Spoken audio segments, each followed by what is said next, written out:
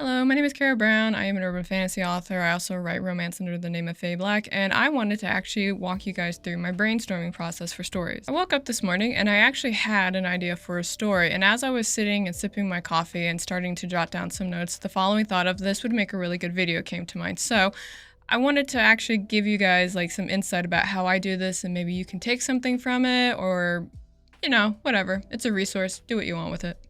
When I come up with an idea for a story, it's not actually like the entire plot within 30 seconds. What tends to happen for me is that there is a particular moment, a scene that happens, and I really like that scene, and I literally build the book around that particular scene.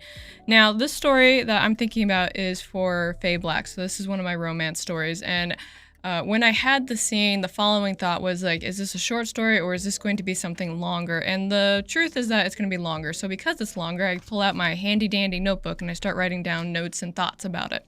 Now, you can use the pen and paper method or you can do it digitally. It doesn't really matter. What matters is that it's a process that works for you. It helps you kind of narrow down some ideas, do a little bit of troubleshooting, and kind of figure out if this story is going to work. If you are really attached to a scene but you can't make the plot work around it, then kind of condense it, make it a short story. But if you can make the plot work, then you can look at making it a little bit longer.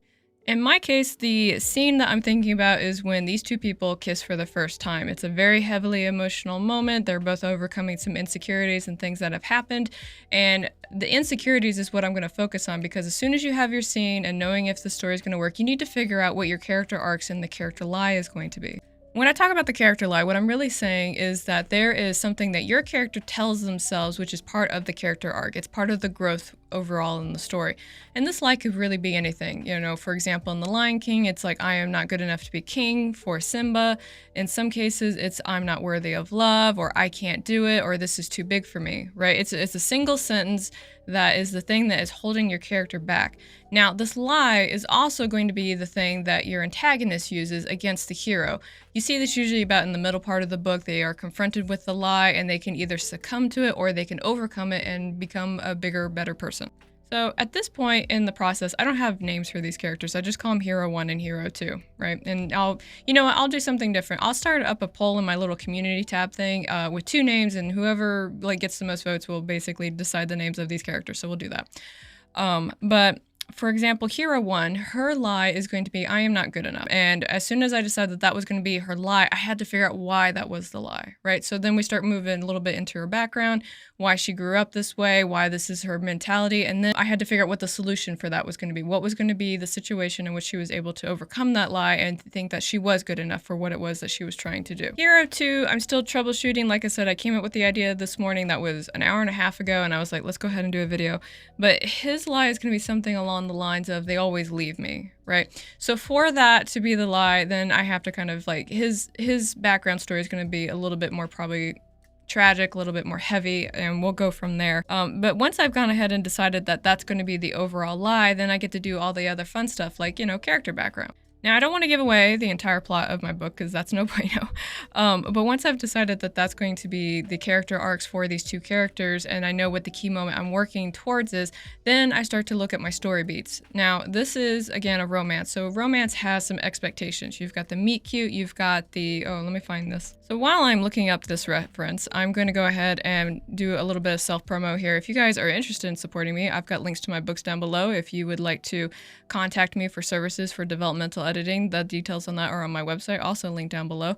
I've got merch if you guys are interested, and the reason I am promoting like this is because authors don't always make a lot of sales on their books, so we have to do supplemental things. Those are my supplementals. I would appreciate if you consider it. Thank you. Back to our regular scheduled program. Love how my lighting changed as soon as I pulled up this reference. So when we're talking about story beats for romance, there are expectations. So for example, at the end of the story, Hero 1 and Hero 2 need to run off into the sunset and live happily ever after. If you don't do that at the end, you don't have a romance, you have something else.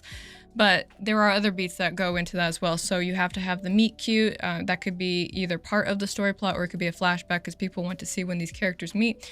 You will have the point where there's not going to happen. So these characters get together and realize, it's not going to happen. Maybe this is due to insecurity or a situation that occurs that causes them to be in conflict with each other.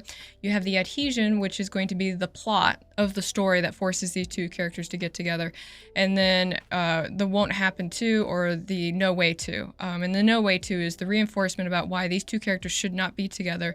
And then, and I don't want to do like an entire video about romance story beats because that's not really what we're here for. But I start going through all those story beats and kind of writing a one sentence thing about them and why, and what that plot is going to look like. It's a little bit of snowflake method, if you guys know that, where you start off with something small and you build out bigger kind of thing. But that's what I start doing once I have the character lies situated, the scene, and then I start building around that after that point. Once I kind of have that situated, I'm going to focus on the villain, because for as much time and effort that you put into your main characters, you need to put that plus 10% into your villain, because in many stories, your heroes are going to be reactive to what the villain is doing. So your villain should never be static. They should never be kind of like mwahaha in the shadows. They need to always be doing something within the course of the story that causes ripples that your main characters are going to feel. This happens in romance. This happens in general fiction. You see it a little bit in movies. We're kind of like on this thing of glorifying villains and actually making them heroes on the wrong side right now. That's a trend I don't really want to dive in too much into right now. Anyway, moving on. So I figure out the villain. I figure out all those fun details about the villains. And then once I have got a good grasp on that character, and obviously I'm not at that point yet, I'm thinking about it. But once I have that, then I go back to that little really rough outline of those story beats. And I'm like, how does my villain fit into this? And how do they affect what's going on? And I really encourage you guys to do this, because when you have characters that are always one step behind your villain and they're trying to figure it out, it makes the story so much more interesting. It really does, at least from a reader perspective. So I know somebody at some point is going to ask, Carrow, what if my villain isn't a person, but what if it's a situation? Yes, you can do that too. You just need to make sure that that situation is, kind of like the key point of your plot, right? And in a couple of romances that I've read where it was something that had to do with a situation and not a person, there was always at some point, usually in the midpoint, where the situation was represented by an actual person. What's the name of that story I read? Okay, so the story that I'm thinking about for an example, if you guys want to read it later, is called Reading Between the Lines by Rachel Lancey. And what's going on in there was that it was a romance between two women, and one of them was a store owner for a bookstore, and the other one was the woman that worked for the company that owned the lease of the building, right? And the situation that caused all the tension and everything that was going on is that the lease came up and it wasn't allowed to be renewed because they were going to demolish the building, right? So that's the epitome of the plot. I don't want to ruin it too much for you guys, but it was physically represented by an individual that was going to be a potential landlord, and he was kind of a douchebag, like a major douchebag. And that was the moment, because he represented everything that was terrible about the situation that was occurring and everything that Hero 1 didn't want to deal with, right? And I thought it was very expertly done. If you guys want to read it again, read Between the Lines by Rachel Lancey. It's a really good story. I enjoyed it a lot.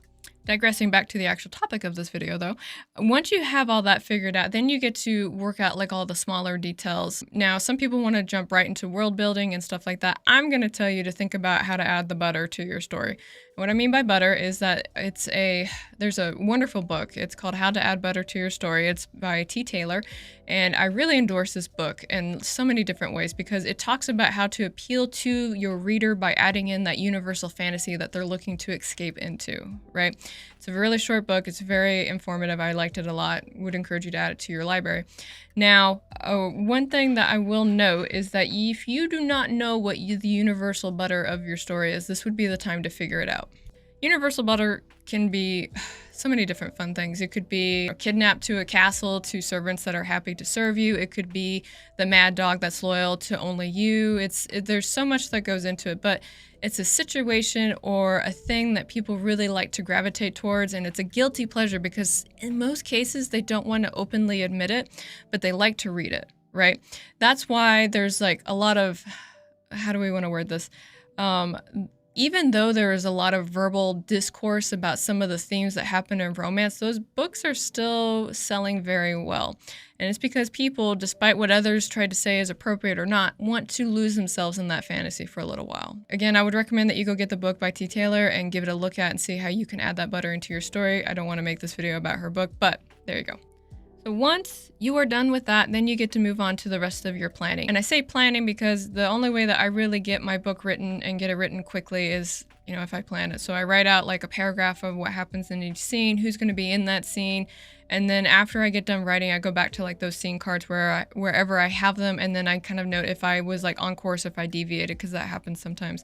If you are somebody who writes without planning, then this video probably was not helpful for you at all, but I would encourage you to kind of take these points that I made for planning and implement them when you are revising, because the big difference between a planner and a non-planner when it comes to writing is just where you decide to spend that time fine-tuning your story. Planners like to do it in the beginning.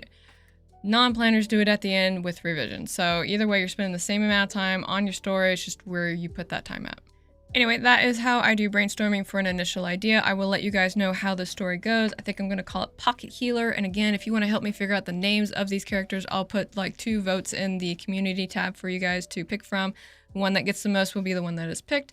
And yeah, that's going to be me for the day. Thank you guys for coming and hanging out and hearing what I had to say about this. If you want to support me, links are down below. Would really appreciate it. And I hope you all have a good day. So, laters.